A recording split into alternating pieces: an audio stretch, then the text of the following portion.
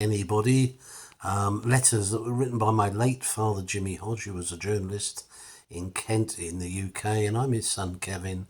And I'm trying to read some of these letters out, one a day for the year, and just in a small tribute to my father. Today we've got to the 6th of June, D-Day, 6th of June. And those years ago, I think Dad focused on a survey which was that most youngsters back in 1999 didn't know much about the war in 1939 to 45 and didn't know who Churchill was, didn't know anything about D-Day, and were apparently pretty ignorant of everything that had happened.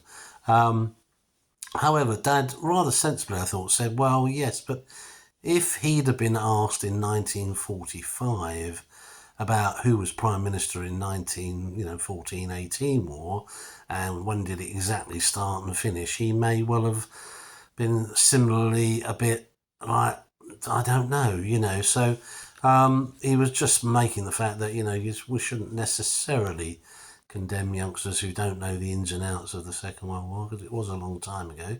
Although, of course, it was 26 years ago. It wasn't as long as it is now.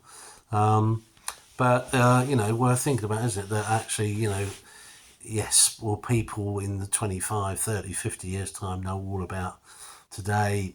Unlikely, So history is a great thing taught in schools. We know, of course, it is. And but not everything is easy to recall. Other things, the Balkan War of Words were going on, said Dad, and they were just waiting to sort of, talk about that. Jill Dando, the story about Jill Dando being shot is still running. They're trying to track down a mobile phone number that was seen, someone was seen using a mobile phone outside Jill Dando's house, and his PS for today was a poor lady, and I'll save her blushes by not saying who she is. She may no longer be with us, but drove down the wrong part of a carriageway for 7 miles, only coming to a halt when she collided with another vehicle, but mercifully no one was killed or hurt.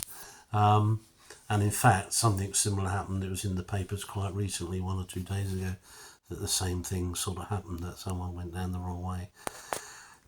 Although I think the outcome was not quite as nice. Anyway, that's it for today. 6th of June, D-Day. And you might hear you. Take care.